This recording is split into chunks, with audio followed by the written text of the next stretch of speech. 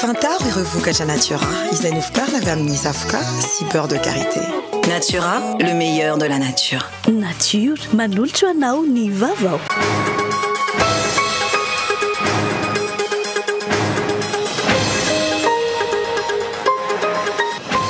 Iasa amin'ny nouvelle majorité parlementaire ahitana solombam-bahoaka 540 araka ny filazan'ny Armadan ankehitriny ny filoham-pirenena raha ny zava-misy efa miaingana ny fikasana hanangana maro an'isa vaovao anoana ny fitondram-panjakana ho takalo ny fanovana gouvernemanta afa-pana ny raharaham-pirenena manomboka eto indrindra manoloana ny tsy maintsy ampijoroana ny CEI raha irisoana ny fifidianana aloolona. Tsy misy tokotany ny audit nampantenen'ny filoha filakevim-pitantanana vaovao an'i Madagasikara tsy mbola miainga ary tsy hita manangasanga akory ilay fitsirena sy fanaraha-maso izay ny fanarahana tamin'ny sendikany mpiasa n'ity orinasa-mpanjakana ity. Hatramin'izao na dia isan'ny antony fitokonana izay niteraka fa tiantoka goavana aza ny amoana ny mangarara momba ity orinasa-mpanjakana ity. Audit momba ny resaka teknika ataon'ny vondrona Eoropeana no niainga androany. Tsy mety mipoitra ny tena votoatin'ny fifanarahan'ny fanjakana sy ny orinasa Symbion Power. Tsy mbola misy ihany koa ny marimaritra iraisana ary tsy mbola nisy ihany mpiasan'ny jirama manao fitokonana. Araka ny dingana ara-dalàna tsy maintsy arahina raha tsy mahalo vidin-jiro hatramin'ny rahampitso ny ministeran'ny vola sy ny teti-bola, ny ministeran'ny rano ary ny ministeran'ny angovo dia ho tapahan'ny jirama ny jiron'izy ireo. Tsy latsaky ny 1 miliara ariary isan'andro ny vola mihodina eto amin'ny tsenana Nosy Be raha ny tatitra azo avy amin'ny délégué ny tsena. Mandalo eto amin'ity tsena ity avokoa ny fitopolo isan-jaton'ny ny vokatry ny tantsaha sy ny mpiomo malagasy aparitaka manerana ny nosy. Arahitsika eto anatin'ny vaovao ny fanadidina manokana momba ny hery ara-toe-karenana n'ity tsena eto Madagasikara ity. Any Indonésia manomboka tonga ny antoerana ankehitriny ny mpamonjy vola izay hanampy ny fitondram-panjakana amin'ny fikarohan'ny antsipiriany momba ilay fiaramanidina ATR-42 izay nianjera omaly tamin'ny tendrombohitra Indonésia. 420 ny maty hatreto ary fantatra ihany koa fa nisy volatra ny amin'ny €4 sy €4 nentin'izany fiaramanidina izany.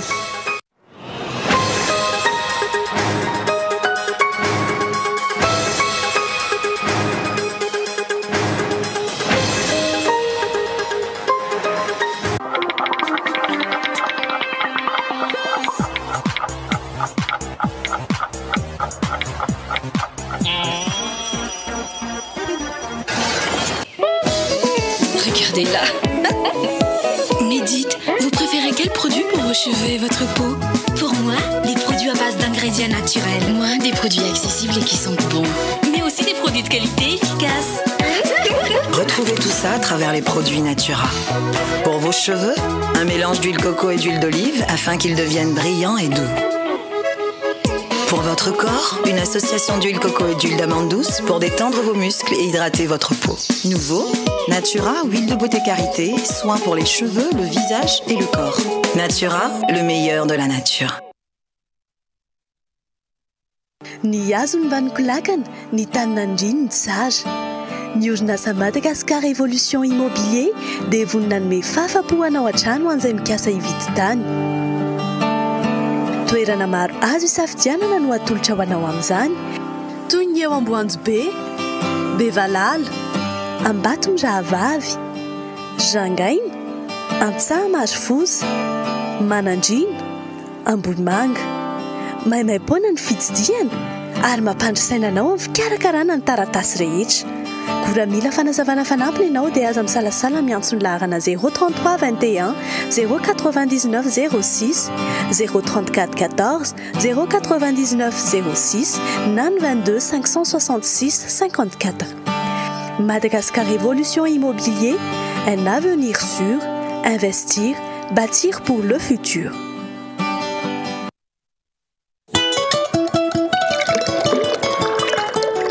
Mahavarina ty manadio rano. Efa fanao isan'andro ty a. Mba aiza moa zay zafikeliko zay? Ao ambadika izy neny a. Le tsena ke zava ndao mba hiaraka. Io ve kila terenina foana hoe nadiovana rano? Ie, suro, ty raha jerendry e. Rano efa voadio zany iny sotrondry iny. Te tena voankazo tokoa ny fahasalamany zafikeliko tsara vinanto raha izany a za koa zany ampiasa an'ity isan'andro ampiasao isan'andro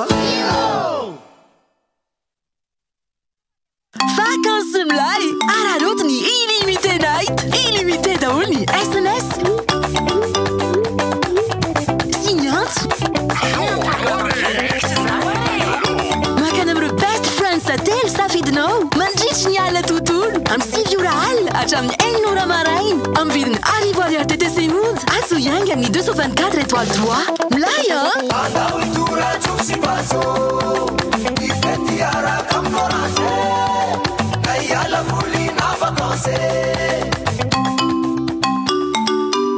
Miamanja ny vacances miaraka amin'ny Orange, miamanja ny tontolo miaraka amin'ny Orange.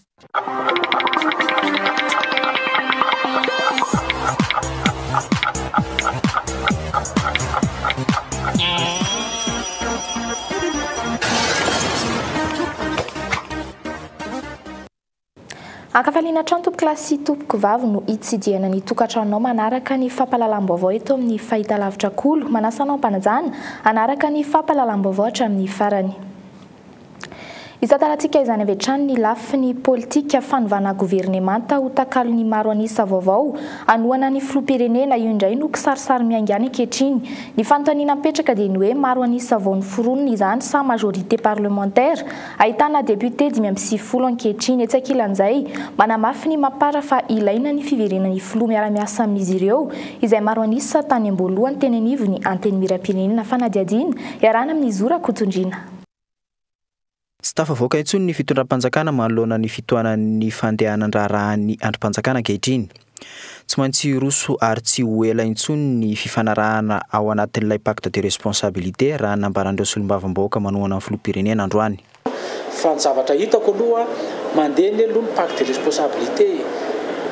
Vita ny pacte de responsabilité zany rehefa tena fanaraka daholo zany hoe fitsangana tsara amin'izay ny majorité parlementaire zany ohatra hoe majorité présidentielle dia mety hisy ihany koa ny remano mety hisy zany ny fanovana satria ao anaty pacte de responsabilité daholo zany zavatra rehetrarehetra zany. Maro anisa vao tedavina ary ve izany ny an'ny filoham-pirenena. Ahoana indray ny fomba ahitany maro anisa ao amin'ny anteny miram-pirenena raha hiala amin'ireo maro anisa ao amin'ny armada izy iroso amin'ny fividianana député isam-batalolona indray ve? Raha tsy ivina isan'ny takin'ireo avenan'ivon'ny nouvelle majorité parlementaire na ny NMP ohatra ny anoloran'izy ireo ny prime ministre noho izy ireo manana izay maro anisa izay. Etsy ankilan'izay milaza ny ho efa vonona amin'ny fiaraha-miasa ny avy eo anivon'ny mapara ary miandry ny filoham-pirenena sy ny mpanohana azy ireo hiverina ao anatin'izay fiaraha-miasa izay izy ireo. Tsy ny mapara ny vadika akory fa ny hafa ny namadika ny mapara zay mahatonga ny fanontaniana hoe izy ve ny vonona sa izay. Ny mapara no fitenin'ny vahoaka be indrindra tao amin'ny anteny miram-pirenena zay ny vadika anazy zany. Takin'izy ireo ihany koa ny isarahan'ny mpanohana sy ny mpanohitra manomboka eto ary ijoroan'ny mpanohitra mazava tsara. Mbola trosa miandry ny filoham-pirenena nefa ilay didy fampiarana ny lalàna ahafahan'ny mpanohitra maka ny toeran'ny filoha lefitra fahafito ny anteny miram-pirenena. Ny zava-misy aloha hatreto miitsoka ny fifandraisan'ny anteny miram-pirenena sy ny fahefana-panatanteraka. Profil iray nefa mavesatra ny hoe tsy samy antso fivoriana tsy ara-potoana ny ekipan'ny Jean Ravelonarivo raha ny zava-misy ankehitriny ho sarotra ho azy ireo ny ampandany lalàna eny Tsimbazaza. Ovina ihany manao elefer tsy miankina aminay zany.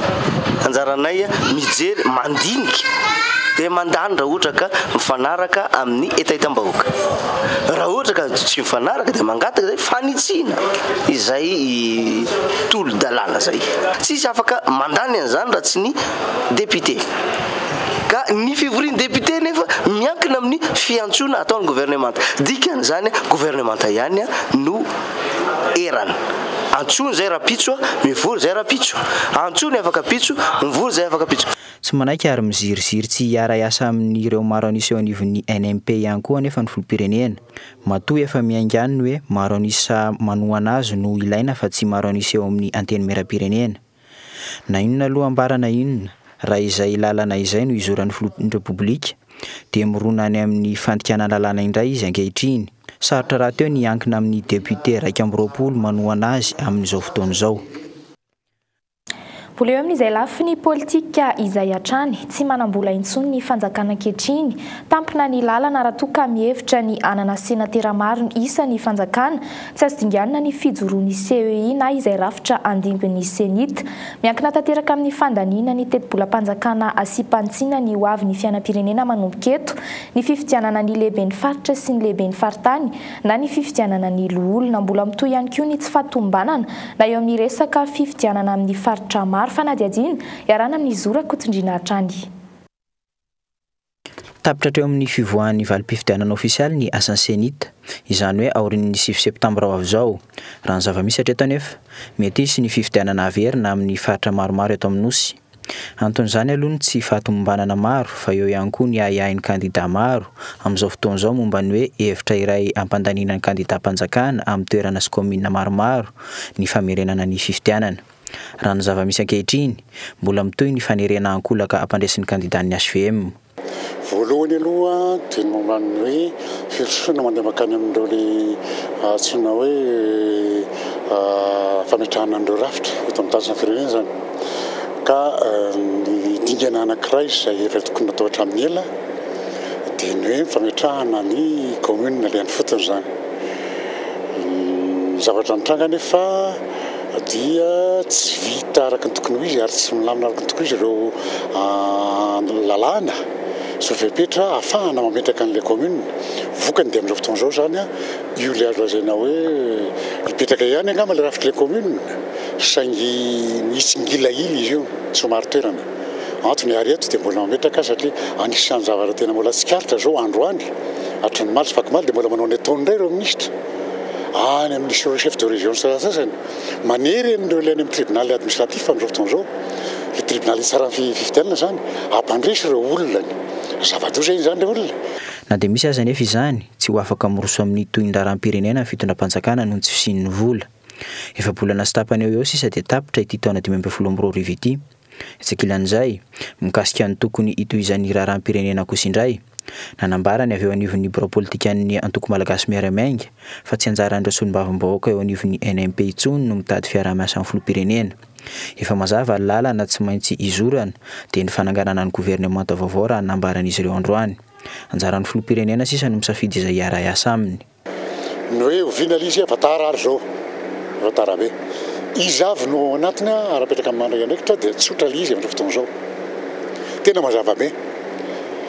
Voalohany aloha eo kaviany zany dia misy an'ilay le armada eo kavanany dia misy angera valmanana sy ny timina izy zany eo ampofoana fanontaniana mipetraka zany hiaraka amin'izy izy ao anatin'ny eo anivon'ny antenimera zany dia misy antsoina hoe majorité parlementaire zany hoe ireo maro anisy eo anivon'ny antenimera-pirenena fa raha ohatra ka io terena fotsiny lasa indray hoe majorité présidentielle dia efa norony ratsy indray ny eo ihany no hiverina indray zany le teo aloha. Isan'ny vaintondra raha tokony ho tafiditra ao anatin'izany fivoriana tsy ara-potoana izany ihany koa ny tolo-dalàna mikasika ny CEI izay nahemitra intelo metaona ny fandaniana azy tamin'ity taona ity.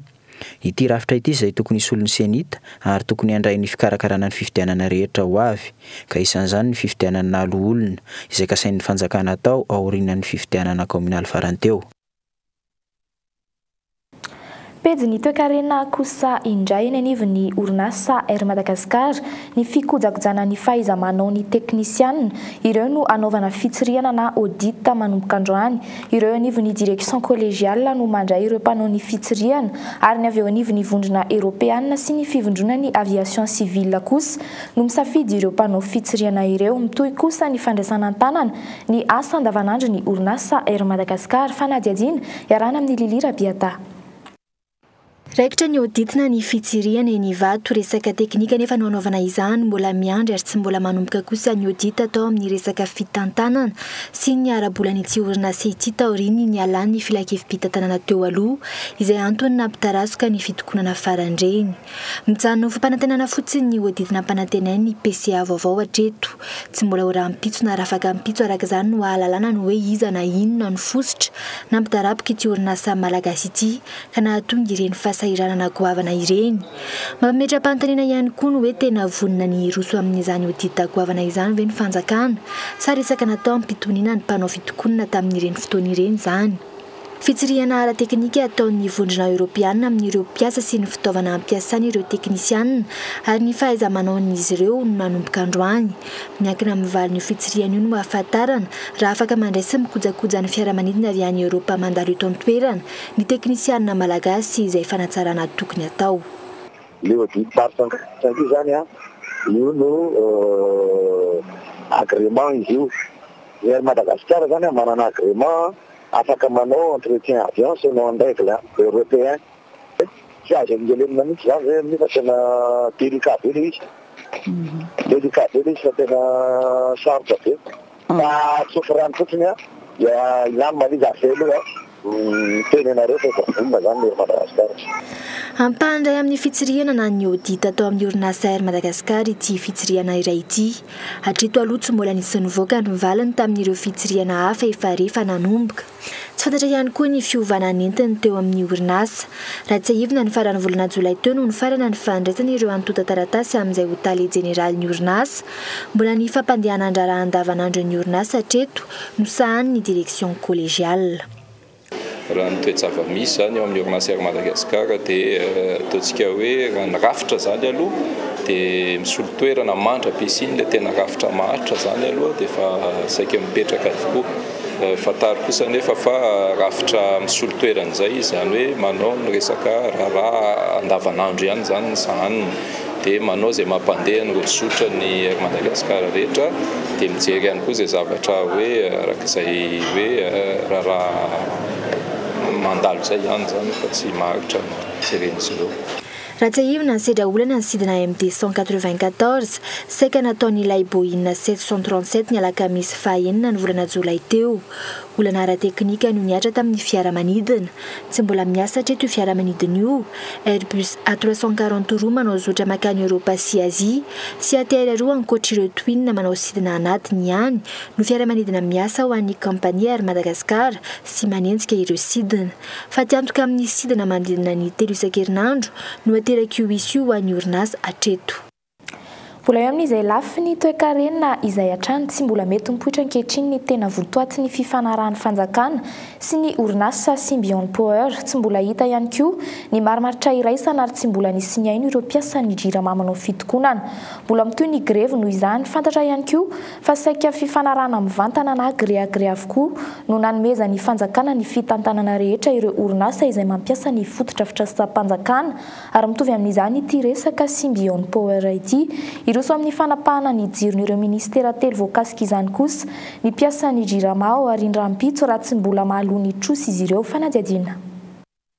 470 sy 700 sy 430 sy 100 hetsy sy 770 sy 700 tapitrisa sy 2 miliara ariary. Io ny total mbidin'ny trosan'ny JIRAMA tokony averin'ireo ministera telo araka ny totanisa avy amin'ny farimbony sindikaly ny mpiasan'ny JIRAMA. Ministeran'ny vola sy ny tetibola, ministeran'ny angovo ary ministeran'ny rano saingy hatreto mbola tsy tanteraka izany noho ny fanajana ny antanatohatra. Zavatra hitsanga zany zao raha mikasika an'ireo any ministère ireo izahay mpiasan'ny JIRAMA dia tsy manaiky na mpanjifa iza izy na mpanjifa iza na mpitondra fanjakana na orinasa ka tsy mahaloa ny vola ny herinaratra izay laniny fa tsy maintsy ho tapahanay daholo izy rehetra ireo aorina ny fampalalana azy fanaovana les lettres de mise en demeure. Rehefa tapitra ny fepitona ara-dalàna eo amin'ny 7 ora eo omena ny any ministère rehefa tapitra zany raha pitso arivo zany no tapitra dia iantsona ireo mpanao gazety izay hiaraka aminay andeha hanapaka anay ny jiron'ireo ministera telo ireo. Araka izany raha ny tena lalàna no ampiarina araka ny nolazain'ireo farimbon-tsindikaly ireo raha mpitso alarobia no tapaka ny jiron'ireo ministera telo ireo raha toka tsy voaloha alohan'ny raha mpitso ariva ny fakturan-jiro trosa hatramin'ny taona araka 24 any amin'izy ireo. Mitoy kosa ny fanelanelana sy ny fifampidiniana ataon'ny andany sy ny ankilany iarahana amin'ny inspection de travail. Mbola miantso fifampidiniana amin'ny tale général JIRAMA ihany koa ireo syndicat. Ny fifampidiniana eo amin'ny direction générale amin'ireo teboka 520 ny fanolanana dia mitoy eny amin'ny inspection du travail anio ariva. Manomboka amin'ny 2 ary fantatray ary hitanay ary tsy hoe kena intsony ny toizany zany fa ho faranana raha arivo io atao mifarinariva iny apahany ray voalohany iny. Ny apahany faharoa mbola misy ny ministère, ny apahany fahatelo dia mbola misy ny kasika lay centralenay ao Mandriseza. Dia mino izahay fa andray anjara feno amin'izany sy mavitrika amin'izany ny any amin'ny solitena ministère. Mbola mitoerak'izany ny fitokoana nataon'ny mpiasa misokatra kosa ireo kesy fandoavana faktura toy ny Enitos Ambatonakanga ary 7.20 hektara. Hatreto efa raikitra ny fifanarahana amin'ny orinasa Symbion Power, fifanarahana izay tsy mbola fantatra mazava ny votoatiny hatreto. Raha ny fanadihadiana natao kosa ao anatin'ny fifanarahana io mbola anjirama no miantoka ny gazole sy anodinana ny mila eny Mandriseza. Mbola ny jirama ihany koa no manofa ny fitaovana, mbola anjirama ihany koa no mividy ny herinaratra ary anjiramano mizara izany amin'ny fatiantoka. Itsakilan'izay ny fampanantenana nataon'ny Symbion Power dia ny fizaran'izy ireo ny jiro hatrany ambanivohitra lavitra. Olana nefa tsy fisian'ny cahier de charge na ny boky nandraikitra mazava amin'ity raharaha ity. Raha ny fanadihadiana natao hatrany, mpanolontsain'ny filoham-pirenena iray izay lehibe ny HVM ny velany no tompo-kevitra nitondra ity orinasa Symbion Power ity teto Madagasikara. Tsy nisy nekena kosa ireo orinasa izay namaly ny tolobidy natao. Ireo tranga ireo izay antony ny fitokoana nataon'ny mpiasan'ny jirama ankehitriny. Itakin'izy ireo ny mangarahara amin'ny fitadiavana vahaolana maharitra ho an'ity orinasa-mpanjakana ity. Amaranantsika izay lafy ny toekarenina izay eny an-tsena kosa indray tsy latsaky ny 1 miliara ariary isan'andro ny vola mihodina amin'ny tsena Nanosbe. Raha nitatitra azo avy amin'ny délégué ny tsena, mandalo eto amin'ity tsena ity avokoa ny 700 isanjato ireo vokatry ny tantsaha sy ny mpiompy malagasy aparitaka manerana ny nosy. Ny voamaina no tena mampalaza sy mampiavaka ny tsena Nanosbe, ankoatra ny légumes. Voamaina sy légumes 400 ka hatramin'ny 100 taona isan'andro kosa no tonga eny arakaraky ny vanim-potoana. Voasikazo tsena lehibe eto Madagasikara ny tsena Nanosbe no izy mpamatsy ireo entana vita toerana na ny afarana avy any ivelany amin'ireo faritra maro. Eto amin'ity tsena ity avokoa ny fiangonan'ny vokatra aparitaka manerana ny nosy toy ny légumes sy ny voamaina. Toa n'ity mpamily ity ohatra, voamaina ny taona maro isa-tapa-bolana no entina eto amin'ny tsena Nanosbe, mandina 500 tapitrisa ariary ny fitambaran'izany. Viany tolera zao maketo Nanosbe tondra voamaina izay hitany zany, izay vokatrany. Mitondra eo amin'ny 520 taona eo zany. Ny légumes sy ny voamaina no misongadina eto amin'ny tsena Nanosbe. Nahitana fiakarana 500 avy ny légumes raha toa ka nisy fidinana ny voamaina. Toy ny légumes ohatra, 570 ny kilao ny ovy, 900 ariary ny kilao ny voatavo, 850 ariary ny haricot vert, 200 ariary ny tongolo, 100 ariary ny poivron, 400 ariary ny karoty, 400 ariary ny concombre. Eo amin'ny 30 kesika isan'andro na 500. Ohatrany anay zao dia lany Antananarivo fa misy koa marika hafa zao mandefa any amin'ny province. Ankoatra ireo rehetra ireo ny voankazo sy ny vary ary ny sakafom-biby samy hafa hatramin'ireo entana ilaina amin'ny andavanandro. Hita eto avokoa rehefa etam-barotra. Araka nambaran'ireo mpamigady hatrany, nisy fidinan'ny voamaina tato anatin'ny tapa-bolana. Ny fiakaran'ny vokatra maro avy any ambanivohitra no antony izany, hoy ny mpamigady iray nanaovana fanadihadiana. Ny voanjo 400 ariary ny kilao, 700 ariary ny katsaka, 420 ny voanemba, 410 ariary ny lentille, 420 ny tsaramaso ary 410 ariary ny tsesisa. Manaraka ny onjan'ny fiakaran'ny vokatra araka izany ireo mpamigady voamaina. Araka nambaran'izy ireo hatrany, any ho any amin'ny volana oktobra vao mety hiverina amin'ny laony ny vidin'ny voamaina. La voamaina midinay zao misy avy any salan'ny tsaramaso zao miandro vaso, tsaramaso fotsy. Dia misy analavory, tsaramaso bota, tonovanjo tonjo zao tsoro mandidy. Dia fomba ny atongavany eto efa misy collecteur any dia makatsikelikely tsena voamaina sao raha ity zao efa zany tsy dia mandeha satria raha ny tokony hoe tsena voamaina taloha zao hoe tamin'ny olona avy any an-tsena kely hividy entana ety aminay ety, izay ny tokony ho izy. Ny mpanera zany efa be dia be. 12 hatramin'ny 30 camion isan'andro ny voamaina miditra eto isan'andro, raha toa ka manodidina ny 20 camion isan'andro ny légumes. 100 tapitrisa maro ny vola mihodina eto araka izany. Amina miliara no miodikodina ato amin'ny tsena ity isan'andro. Na heverina fa capital mihitsy izy eto Antananarivo renivohitra, efa na dia Madagasikara. ankoatrany eto Antananarivo mamatsy ny tsena Mahajanga, Tomasiny, Nosbe, Ambadiboeny, Ambanja, Marivoay ny tsena Nosbe. Araky ny fantatry ny commune Mirtsiatosika, Alasoura, Ambomanambola, Mahintsy ary Abojanaka no mpamatsy an'ireo legioma ireo ankoatran'ny vomaina. Azo ambara fa fomba tempo mampihodina ny tsena madinika rehetra araka izany ny eto Nosbe. Eo amin'ny lafiny sosialy kosa indray lamina ny olona tsenany Bagdad 17 hektara taoriny nandraisany mpivarotra. Vola roa hetsy ariary isan'isany androany tsy nisy na inona na inona intsony teny an-toerana tsy anohy ny asa fivarotana intsony ireo mpivarotra miandry ny toerana vaovao izay kasainy komina asiana azy ireo. Hatreto tsy fantatra mazava izay ho fandaminana ny tsena sy ny toerana asiana ireo mpivarotra misy sady manjato eo amin'ny tsena Bagdad ireo. Gaetan Ndrentzilavo. Fefy tahaka izao no nisolo toerana ny tsenan'ny Bagdad teo aloha. Mpivarotra Dimanjato no nisorona teto ary nanaiky ny ala izy ireo taoriny ny romorombo sy ny fitokonana ny sesy. Nandoha vola roa hetsy ariary isaky ny mpivarotra ny mpandraraha amin'ny solika tompon'ny toerana, nanaiky nandray izany ny akamaroan'ny mpivarotra ary miandry ny toerana amindrana azy ankehitriny. Hatreto ny toerana iray any amin'ny faritra ny Aiglanoir eny Ambodiny Soty no fantatra fa amindrana azy ireo. Sabotsy alina tamin'ny 1 ora nampiasa lehilahy Besandra na Grobra ny commune sy ny mpitandro filaminana nandrava ny toerana amindrana ny tsenan'ny Bagdad. Namoaka sora-baventy ireo mponina eny an-toerana tsy eken'izy ireo ny fandaminana. Ny zaridaina izay misy ato aminay eto dia efa amin'ny taona maro nandaninay vola be nangatanay financement tany avelany nanao an'izany ka tsy ekenay tonga dia fandravana fotsiny amin'ny tiatony zavatra misy ato aminay ka toerinay izany. Zaridaina tsara tareny teo reraka ny olona nanao an'io teo nefa tonga dia andray mpimaty dia amin'izay amin'ny 12 alina anao milasaka eo mandrava an'le olona raha normal anao maninona raha zao masavy zao mbola mampatahotra ihany anao aveo. Ekena fa ny fanjakana ny tany hoy ny teo anivon'ny fokontany na izany azy tokony hisy ny fampilazana mialoha amin'ny fandravahana fotodrafitrasa tahaka izao izay natao ny aliny sabotsy farany teo. Ny tany dia tany fanjakana ary ny zaridaina dia niorina teo nanomboka tamin'ny 2007 ary mbola velona teo hatramin'ny fotoana nandravana anazy tamin'ny sabotsy alina. Tsy nisy ny fampilazana ny fokontany, tsy nisy ny fampandrenesana ny fokontany tamin'ny fotoana nandravana an'io na filazana mialoha fa hoe hisy zavatra ohatran'izao atao aminareo. Mbola tantara mitohy araka izany ity famondrana ny tsenan'ny Bagdad ity. Nilaza ny atory sy hiban-toerana eto amin'ity toerana ity ny mponina manodidina. Re ihany koa fa mbola isany anoha rotsakalina ny eto amin'ny commune anitatra ity toerana ity.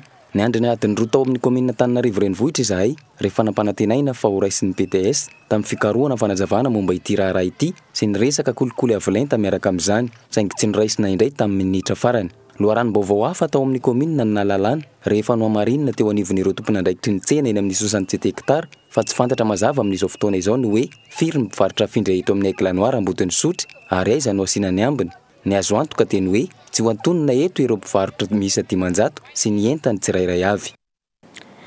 Ranjava-misy itapoko itapirenena amin'ny resaka fandriam-pahalemana kosa indray mazava fa tsy milamina ny tany, tsy mbola mivaha ny fakana ankeriny tranga farany teo no hoe fanianga ihany koa ny fakana ankeriny manaraka omaly teny Nosbe araka ny vaovao no tateriny gazety mpivoaka isan'andro maro teto Andrenivohitra. Ny fanesy ihany koa ny fanafiana amin'ny tampiadina sy ny teto Andrenivohitra sy ny manodidina tato anatin'ny herinandro.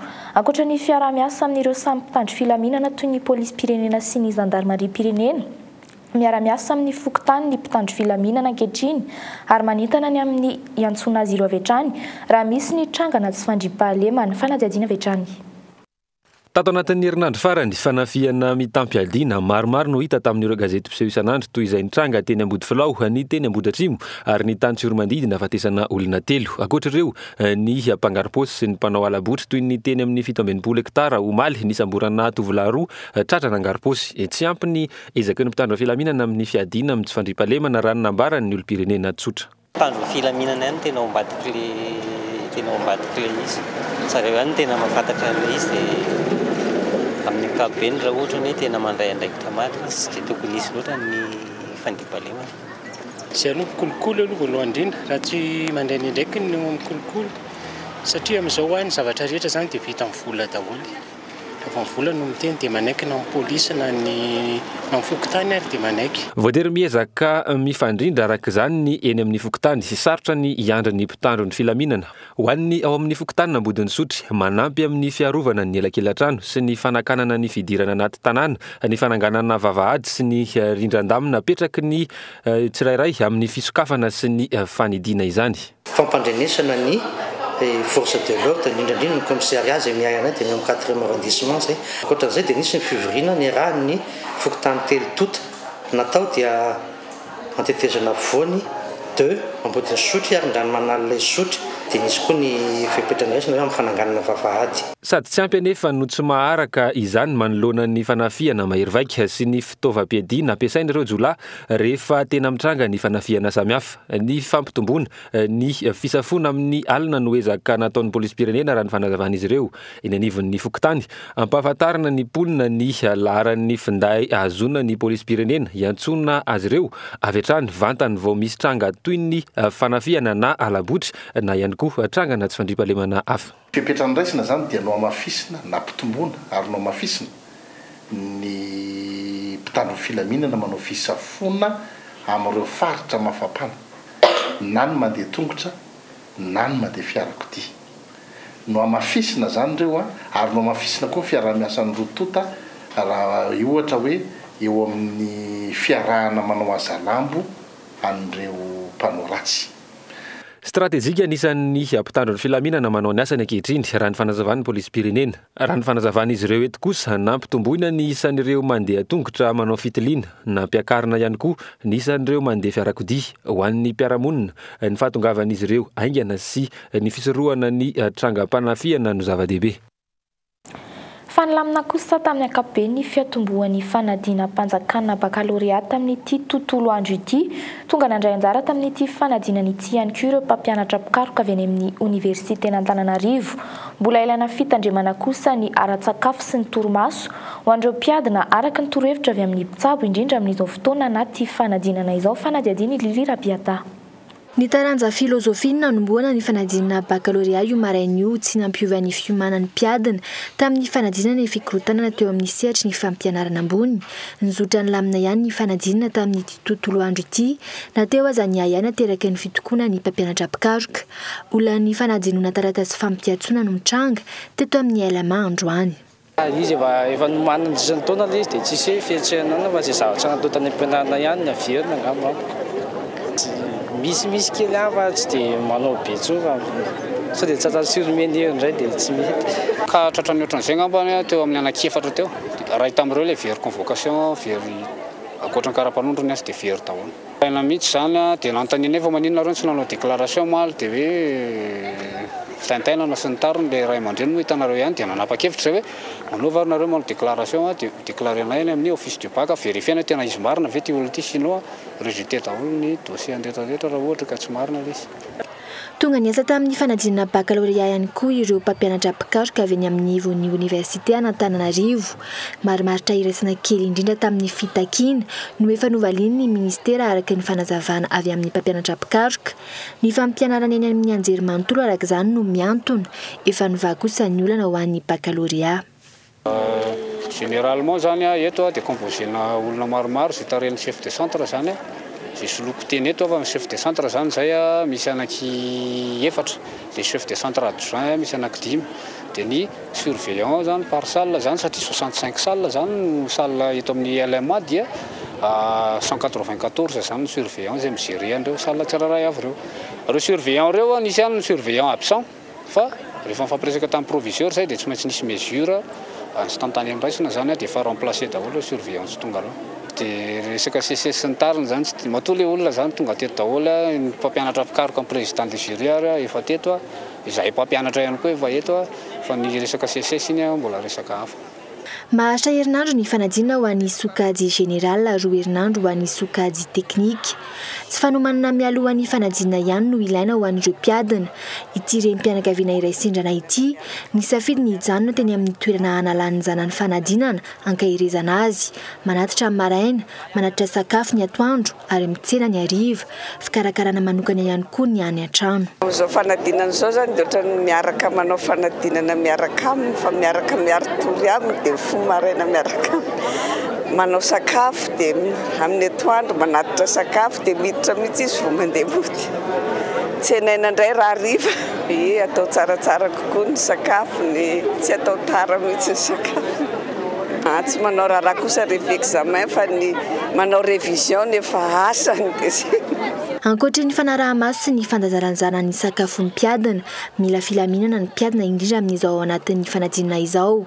Na ny olalany amin'ny torimaso, na ny fahanginana ao an-trano, misy fiatraikany amin'ny fitadidy sy ny filaminantsaina amin'ny mpiadana. Tsy miaritory be intsony mandritra ny fanalana fanadinana fa juste mamakivaky mamadibadika fotsiny. Tena tsara ngamba dia fenona ihany le torimaso le hoe adiny 7 na adiny 8 eo mandritra ny alina dia mba mifoha maraina matory aloha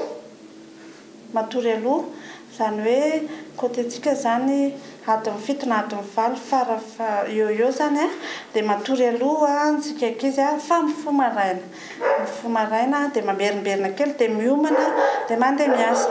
Tsy tokony olana ihany koa ny toetrandro an'Antananarivo hiakatra kely ny hafanana manomboka rahampitso, hitombo 3 degré Celsius ny maripana eto an-drenivohitra ary ny zoma izao aorian'ny fanadinana vao hiova ny toetry ny andro hiverina angatsiaka. Efa manomboka ho tsaratsara kokoa ny andro, manomboka ho amin'ny rahampitso hatramin'ny alakamisy dia somary ratsy indray izy manomboka ny zay le sabotsy sy lahady zay.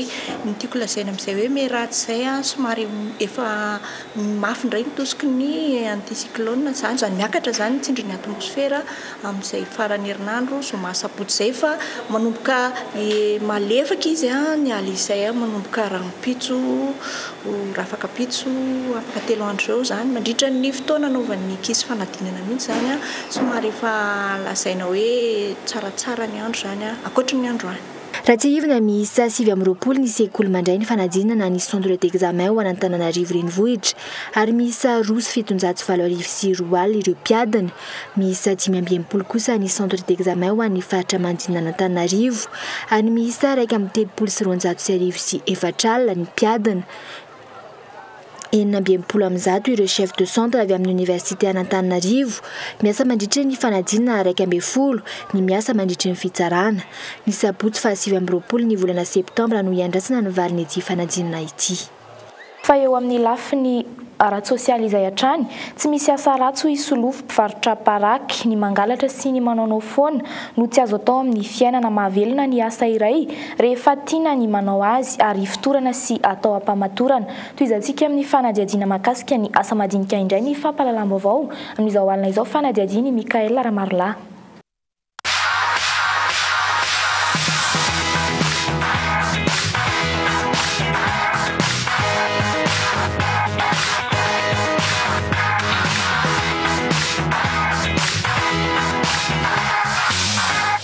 Solokely na solofo paraky no fiantson'ny mpivarotra manodidina an'ity tovolahy 7 taona mpivarotra paraky eto Anosy be ity. Tsy mbola manambady ny lehilahy ny fivarotana paraky no hitany vahaolana taoriany ny alany nianatra. Manampy ireo ray aman-dreniny izay tsy naharaka nanosika azy tamin'ny fianarana intsony solofo. Misy manatra 3 arakaraka mazita 50 Afarana avy any ambanivohitra ny paraky ny solofo isaky ny farany herinandro ny fahatongavany entana. Mizarazara ny paraky ao anaty sachet kely sisa no asany ary mivarotra eto. Amidy 50 sy 100 ny parakiny, matafiditra manodidina 2 alina isan'andro izy araka izany. Tsy toy ny taloha intsony ny tsena ny paraky ho an'ny solofo manokana. Mandeha tsony amin'izao. Fa tsy dia mandeha tsony. Amin'ilay misy an'ilay sahotakotaky ireo zany. Isan'ny mpanjifa ny paraky ny solofo isan'andro ity raim-pianakaviana iray ity. Finosana roa isan'andro ny laniny izany hoe parakina 200 ariary.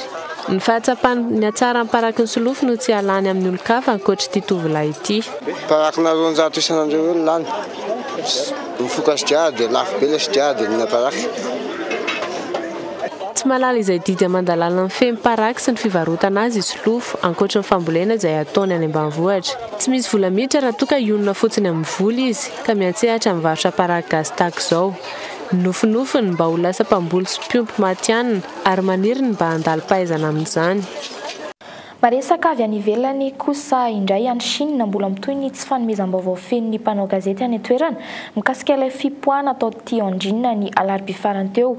Fanadiovana ny cyanure de sodium izay miparitaka amin'ny serananao Tianjin no nataony fitondram-panjakana. Androany mbola inona ny fiparitahana izany izay efa nafatesana olona 100 hatreto. Fanadihadiany France 24.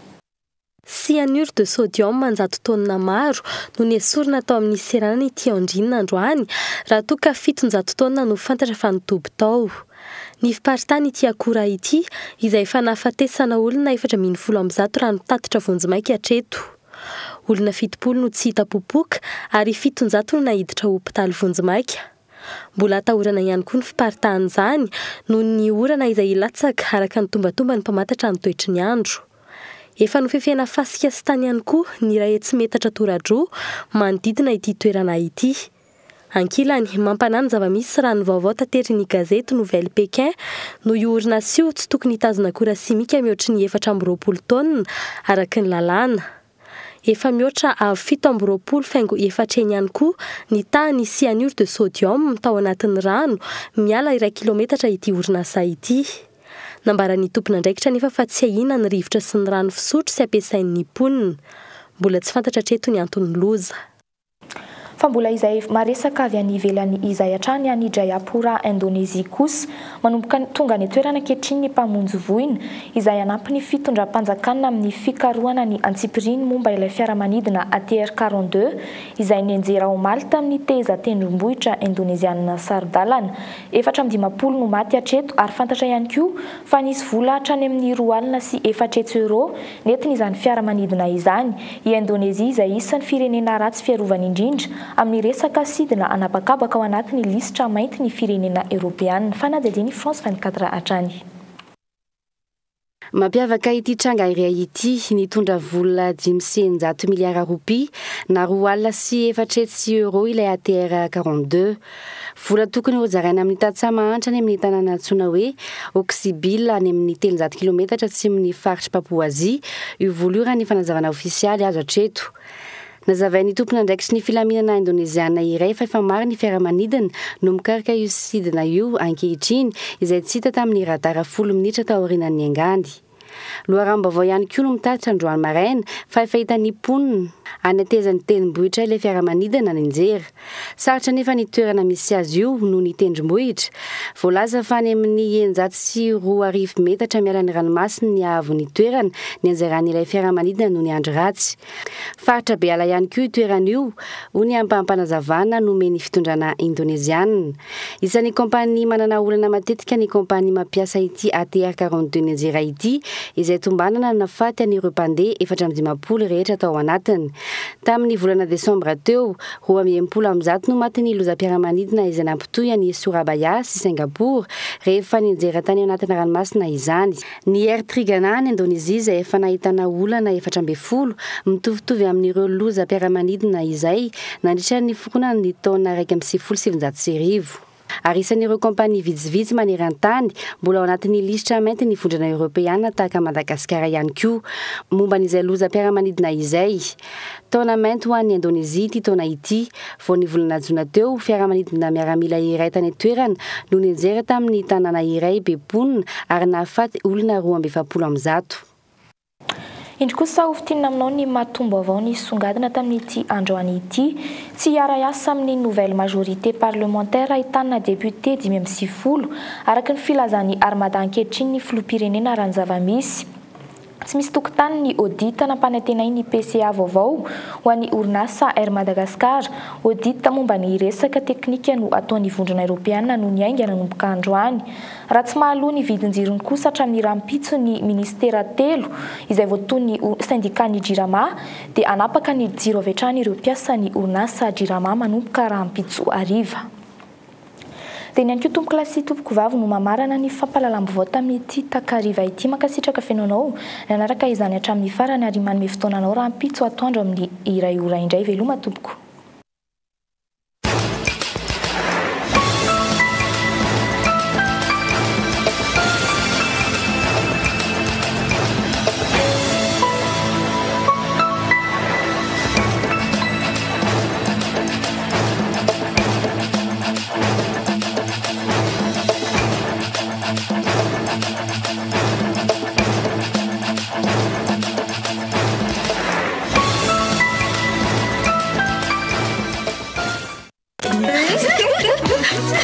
Fantar vokatra Natura izay novokarina avy amin'ny zavoka sy beurre de karité. Natura, le meilleur de la nature. Ny fampalalam-bavao niarahanao tamin'ny Nature.